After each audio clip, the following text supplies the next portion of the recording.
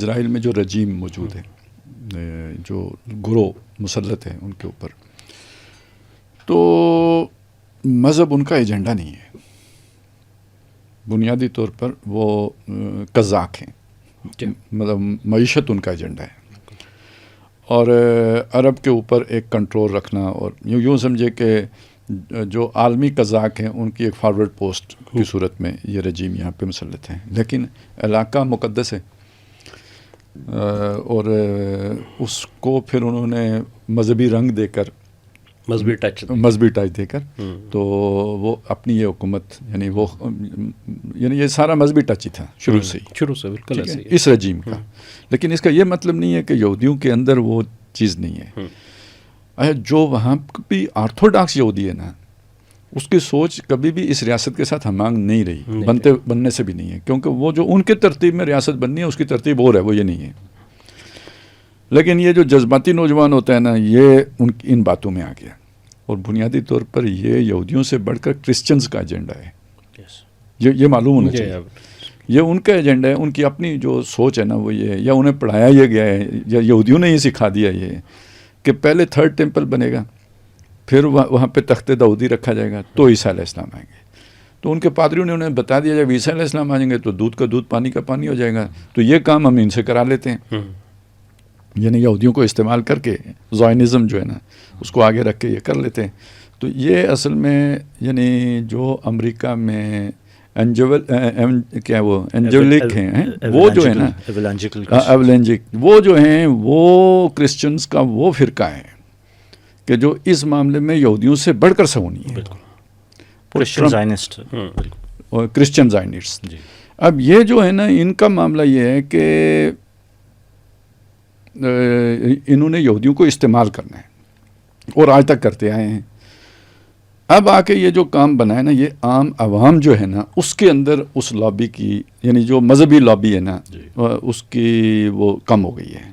لیکن پھر بات وہی بنے گی جو کیوان صاحب کہہ رہے ہیں، گرفت کمزور پڑتی دیکھ کر غصہ، ایجنڈا کمزور پڑتے دیکھ کر فرسٹریشن. تو بات پہلے اگر کنٹرول سے چلاتے تھے نا، ایک حساب کتاب سے، یا اتنا جو ہے نا طاقت کا استعمال کرنا ہے، یہ کرنا ہے، تو غصے میں پھر آ کے آپ جو ہے نا سارا کچھ ایک ہی دفعہ کرتے ہیں، جھونک دیتے ہیں.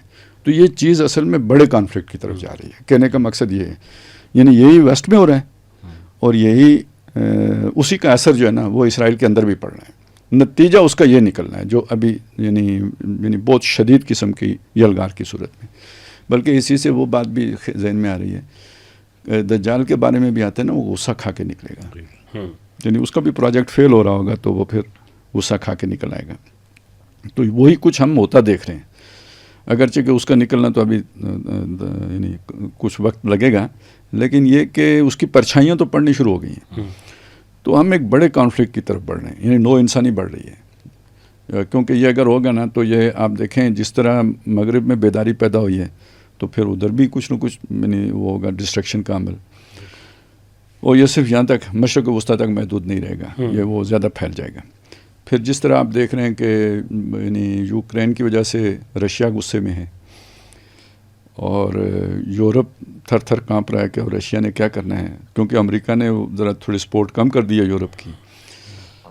اور ابھی پچھلے دنوں کوئی انہوں نے یہ بات کہی جا رہی ہے کہ انہوں نے کوئی تجربہ کیا ہے رشیا نے کسی میزائل کا، اور وہ جو ایٹمک نیوکلیر پاورڈ میزائل، جی اسے کوئی ایندھن، یہ والے عام ایندھن کی ضرورت نہیں ہوتی. وہ شاید 14,000 کلومیٹر تک جو ہے نا وہ، بلکہ وہ ان لمیٹڈ ہے، مطلب خود ہی چارج ہوتا رہے گا، چلتا ہے اس کے اندر. اس میں ایک اور چیز ہے جو مطلب وہ بعض رپورٹس میں آئی ہے کہ یہ اگر سمندر کی تہ میں اس کا دھماکہ کیا جائے نا، وہ مطلب وہ ایک طرح سے وہ آبدوز کا کام بھی کر سکتے ہیں، نیچے جا کے سمندر کی تہ میں پھٹے گا. تو وہ کوئی مطلب حساب کتاب ہے کتنا دور آپ ساحل سے اسے پھاڑیں گے، تو اس کے نتیجے میں خشکی کے اوپر سونامی آئے گا، یعنی سمندر میں وہ بڑی لہریں پیدا ہوں گی بہت بلند و بالا، اور وہ ساحلوں پر چڑھ جائیں گی.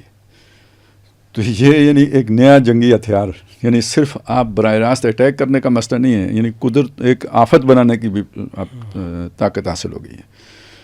تو وہ یعنی یہ جو اب جس کانفلکٹ کی طرف بڑھ رہے ہیں نا، وہ اس سے شدید ترین ہے، بہت بڑا ہے. وہ صرف غزہ جیسا نہیں ہے، اور وہ صرف جو ہے نا کوئی فلسطین جتنا نہیں ہے، وہ بہت بڑی اس کی طرف بڑھ رہے ہیں، تباہی کی طرف.